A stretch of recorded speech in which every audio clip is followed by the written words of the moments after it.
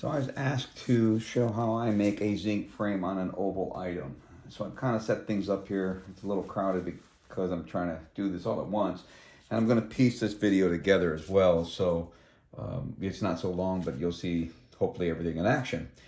So first things first, I need my safety glasses.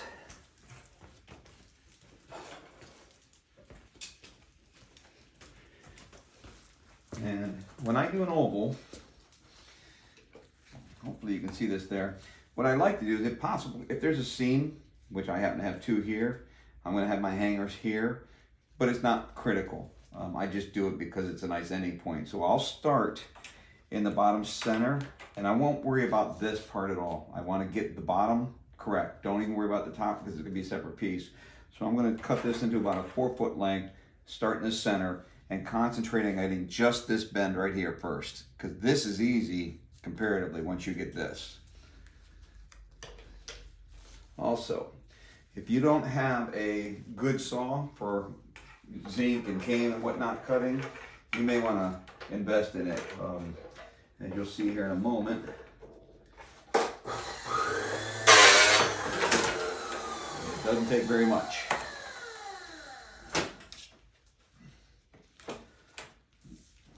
So I'm going to take this. There's 4 foot. We need roughly 2 foot.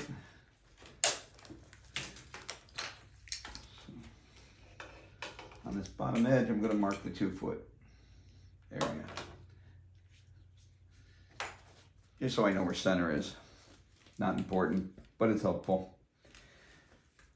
All right, let me set the saw up, the bender up, and then I'll restart the video. All right, I turned my bender so I can make it a little easier for me to use.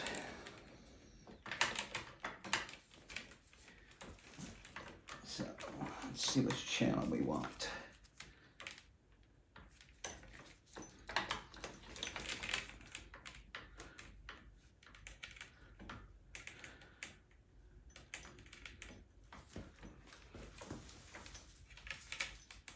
Well, I think in this case we want the bottom one.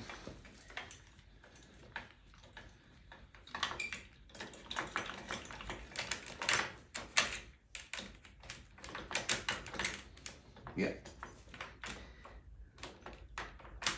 All right.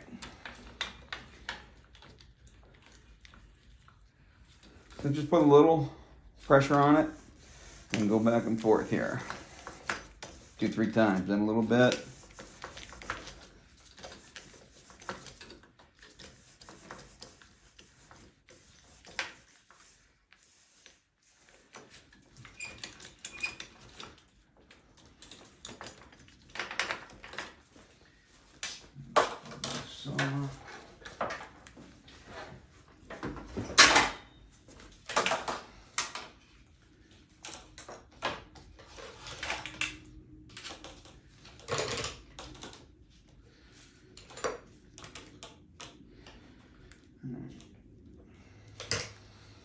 We have a long way to go. I just wanted to make sure where we were.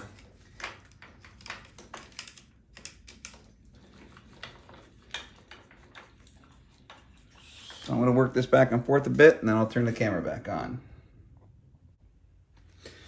So I've worked it a little bit more. Well, you can see a pretty gentle bend. I'm coming here, and I can see that, whether you can see it from there or not, there's still a substantial gapping here. So we just got to get this tighter and start getting it to lay up more. And as we do get it to lay up, probably going to get it to about right here before we consider that to be the end of the sharp oval. And then we'll do a gentle bend to catch up to this upper seam where we'll put the hangers. So I'll be back. All right, we're getting close. So I've got the oval fitting pretty nice, and I realize you can't see it, but there's certainly a gap here and here where the arms are still long.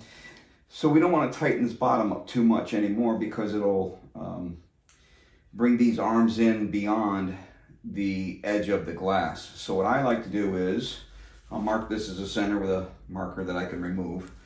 And somewhere right in here I'm going to do another mark, because this is where we need to start bringing this glass in, and it should be pretty similar on both sides. So I'm going to put this back in to the bender and treat this here as my new center, and just bring it in now slowly around the glass. So I'll do that, and then we'll turn your camera back on. All right, I wanted to show you where you can see I have a bit of a gap right here. I'm not quite sure how well you can see it, but you can see the foil, which I will ultimately remove that. That's just the outer edge, which means I've just overbent it some in this area.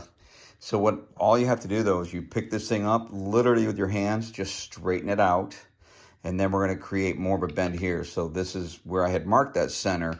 I'm going to come about right here and just start to give it a little bit of a bend, and that's going to bring this arm around. And as long as I haven't brought this arm out some, which, like I say, literally you just spread it with your hands, then we'll start working from there up.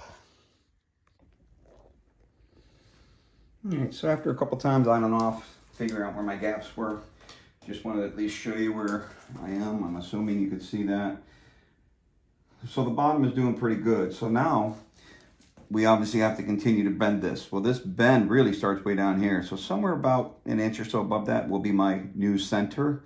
And I'm just gonna keep working it like I did the bottom. It'll be a little easier now because you're not trying to do two sides. You have one good side and you start bringing this up. And once it gets to here, I'm gonna cut it off.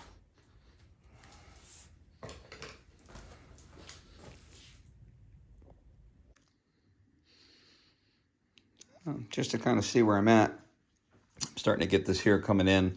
Now, I can't do this right now because I don't have two hands, but if I was to hold this in my hand and squeeze, you can see it a little bit. This side's moving and hitting the glass. So that's telling me that I can come down around here and give it a little bit of a tweak to bring this in. I'm kind of a perfectionist. I like to be a little too tight so it wants to hold itself to it. Then it's just more secure. So I'm going to do that. I'll mark this. While it is marked, I'll just use that mark and bring this in a little closer and just continue to work up to there. Okay, after some tweaking, I got it to where I want to be. This is the line that we wanted to get to, but you need to go beyond that line. And the reason is that will let this cane be correct at the end. And you also want to make sure you have at least 2 to 3, 4 inches more than you need. And I'll show you why. I don't know if you can actually see it on this one. See, it's slightly losing its shape here. That's because it's getting a different pressure on the roller. I knew I had enough, so I don't really care, because this is what I care about right here, and I'm going to cut it to match the top piece, so not too critical. So now I'm going to come over here and I'll do the same thing and mate it here, and then I'll mark it and cut it and show you how and why. So I'm basically done. However, I just wanted to just show you something. If I tap here, you'll see I have a little bit of movement. And if we keep following that movement down, it's quite a ways down here before it stops, right in this area. Sorry. So I'm going to put it back in, give this the tiniest tweak, and it only requires a very, very tiny tweak. But that's going to bring this whole arm in a little bit and make it even tighter. It's perfectly fine the way it is. But again, I'm kind of a perfectionist and I really like my frames on tight. Okay, I'm done to where I want to be. Here's the last seam that I want to made up, and also over here. If you're not familiar with handy hangers, I recommend them. They're normally straight. In this case, let me put it down where you can see it. They're normally straight. I bent these, and the reason is once I cut this here, these do actually slide right into the channel where you can solder them, and then that'll give you an idea as to the angle that they'll be, but obviously down over here. So that's what I'm gonna do now is power up my saw. I'm gonna cut these, and we won't be using these hangers until the very end. I just want you to see them and what they were. Okay, I cut the lower piece, so it's ready to go. Now we just need to bend this here.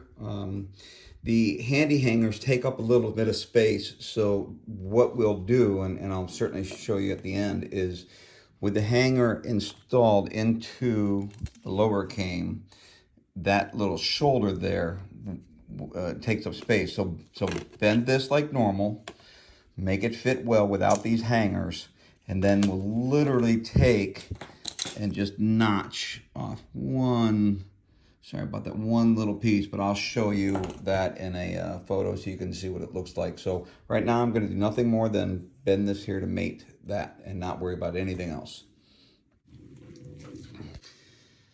Okay, so I've got the top bent, and here's where we need to mate this edge to this edge, if you will.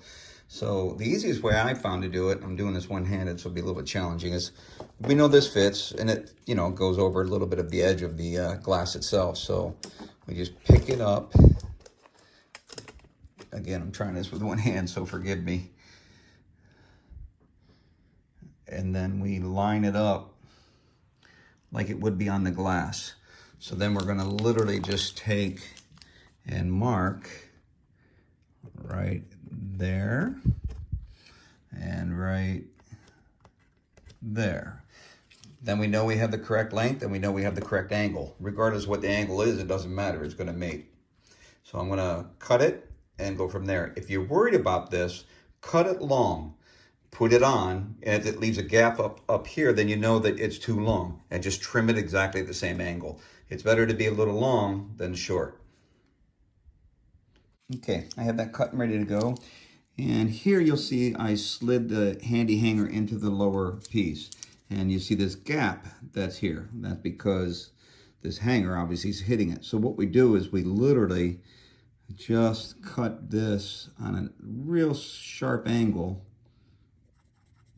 just like this-ish, something like that. It can be more, it can come down to the corner if you want, because you're going to fill it with solder anyways. But all you need to do is make a little bit of room so the shoulder of this handy hanger does not run up against this top piece. So I'm going to do the same thing on this side, cut it, trim it, and then it should be good to go. And here it is after we've cut that little corner off, if you will. You'll see it's a nice tight fit. It could be super easy to solder. It'll be nice and clean. That's it. Solder everything like normal, patina, whatever it is you're going to do, but that's the end of your hanger. Frame. So on the back side, I like to solder this at every point that a line comes to it. But I don't do it on the front, so the front stays nice and pretty. There's ways you can do pretty lines, but if you're going to solder that many lines on the back, you don't need any on the front.